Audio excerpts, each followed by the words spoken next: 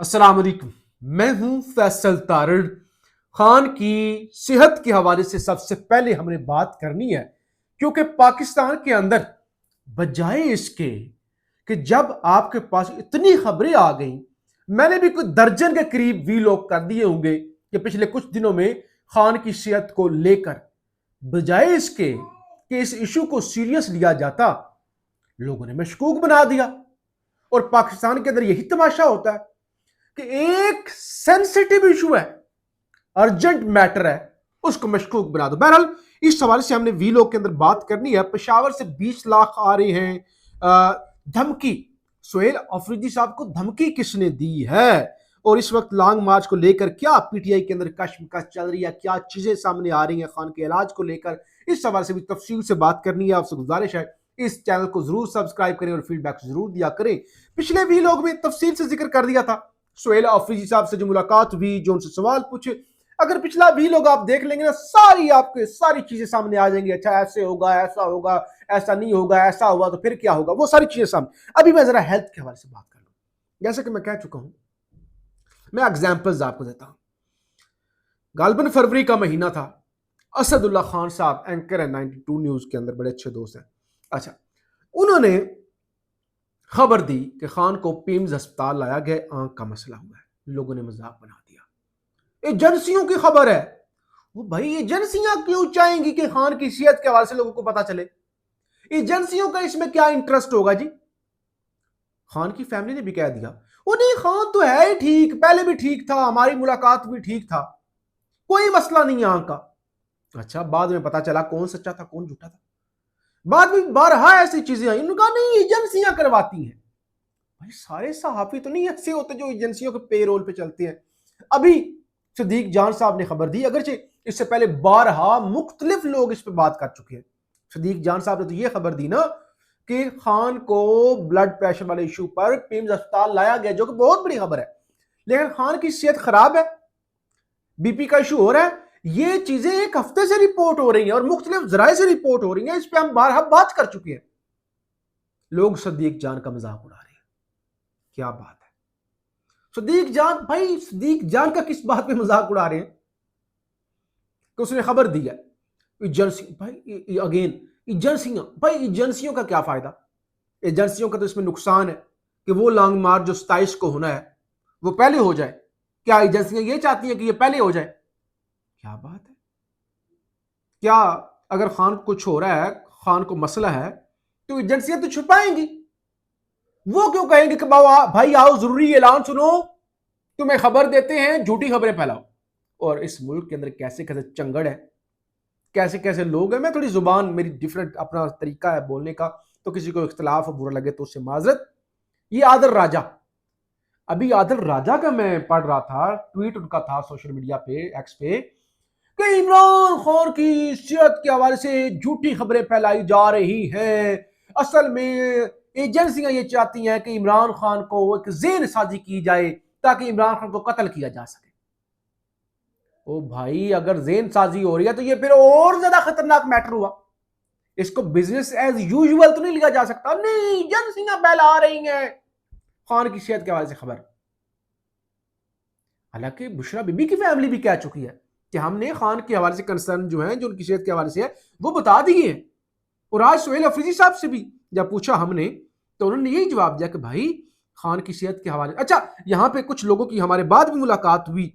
उन्होंने बताया कि सोहेल अफरीदी ने कहा है कि एक वफाकी वजीर से मुलाकात हुई और वफाकी वजीर ने कहा कि खान की सेहत ठीक है।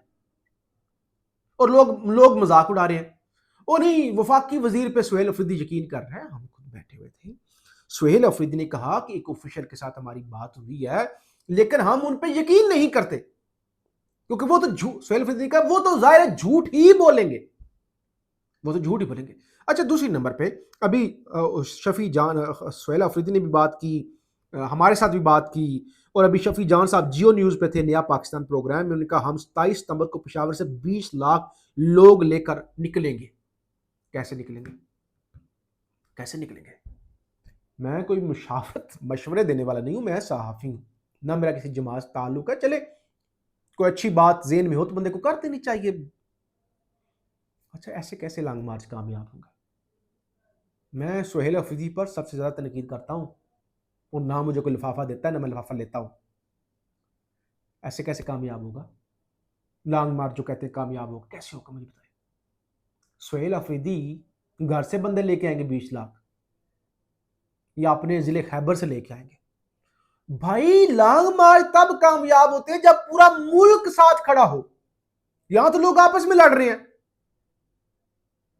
और आपको पता है लॉन्ग मार्च नाकाम होने के बाद पीटीआई के पास क्या ऑप्शन होगा। और लॉन्ग मार्च कामयाब होने जो लोग समझते हैं अभी कॉल दो, अभी निकलो, बुजदलो बुजदलो, अभी निकलो। लॉन्ग मार्च खाला जी का घर होता है, और क्या आप समझते हैं कि लॉन्ग मार्च आए और हुकूमतें गिर जाती हैं? कोई एक एग्जाम्पल बताएं मुझे कि लॉन्ग मार्च आए और हुकूमतें गिर जाती हैं। मैं आपके सामने एग्जाम्पल्स रख देता हूं। 2014 एस्टैब्लिशमेंट खान के साथ थी, मौलाना तारुल कादरी साहब उनके भी साथ थी, डॉक्यूमेंटेड चीजें हैं। तो 2 लॉन्ग मार्च आए थे, बहुत बड़े 2 लॉन्ग मार्च आए थे। नवाज शरीफ की हुकूमत नहीं गिरी थी, और धरना कितने दिन, 100 दिन से ऊपर धरना रहा था, हुकूमत नहीं गिरी थी नवाज शरीफ की। खान साहब 2 लॉन्ग मार्च लेके आए हैं जो मैंने कवर किए हैं। एक 25 मई गालबन 2022 पेशावर से इस्लामाबाद, और उसके बाद जब खान को गोलियां लगी थी लाहौर से लेकर आए थे, वह कामयाब। और उसके बाद 2 गंडापुर भी लेके आए हैं, 4 अक्टूबर और 26 नवंबर 2024। हाँ बताएं। लॉन्ग मार्च मतलब कोई ऐसी नहीं है कि लॉन्ग मार्च कोई ऐसी चीज है कि वो आएगा और सब कुछ ठीक हो जाएगा। हाँ कब कामयाब होता है? जब बहुत बड़े पैमाने पर लोग अपनी मदद आपके तहत निकले, किसी पर एहसान ना करे, और हर तरह के लोग निकले।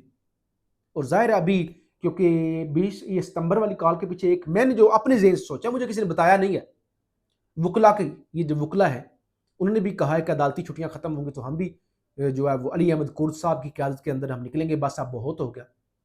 तो बहरहाल हर सेगमेंट ऑफ सोसाइटी निकले, और खुद निकले ना, अपने लिए निकले, किसी के लिए नहीं, अपने लिए निकले, तब जाके इनकलाब आते हैं, तब जाके कामयाब होते हैं। वरना अगर कोई समझता है कि कल ले आओ लॉन्ग मार्च, भाई कल ले आओ, मेरी बातें आप लोगों को पसंद नहीं आएंगी, क्योंकि वो पॉपुलर नैरेटिव वाली में बातें नहीं करता। ना करें कोई पसंद, भाई किसी की मर्जी है, ना देखे वीडियो। मतलब मैं उस तरह की चीज नहीं कि वो भाई किसी को पसंद आएगी तो मैं बात करूंगा, नहीं भाई ऐसे नहीं। फलाना गद्दार है, फलाना 2 नंबर है, फलाना 4 नंबर है, फलाना 6 नंबर है, लड़ो मरो आपस में। वो भाई ये तो वो वक्त है जब सारे एक हो जाए, पीटीआई कहें कि भाई नहीं, इस वक्त जो भी है, जो भी इख्तिलाफात है, हमारा मकसद एक है। और लॉन्ग मार्च से बड़ा इस वक्त खान की सेहत। लेकिन फिर अगेन मुझे तनकीद करनी पड़ेगी, और करूंगा भी। खान की सेहत वाले मामले को 1 हफ्ता हो गया, और ये अस्पताल वाली भी खबरें आ रही हैं, कितनी प्रेस कॉन्फ्रेंस की है। अगेन हर हर बात पे सुहेल अफरीदी पे चढ़ दौड़ो, मैं भी तनकीद करता हूं सुहेल अफरीदी पे, और आगे भी करूंगा। क्या प्रेस कॉन्फ्रेंस, ये सारे काम अकेले सुहेल अफरीदी नहीं कर रहे हैं? पूरी पीटीआई है, पंजाब से क्यादत है, सेंट्रल क्यादत है। कितनी प्रेस कॉन्फ्रेंस आपने सुनी है खान की हेल्थ वाले मामले को लेकर?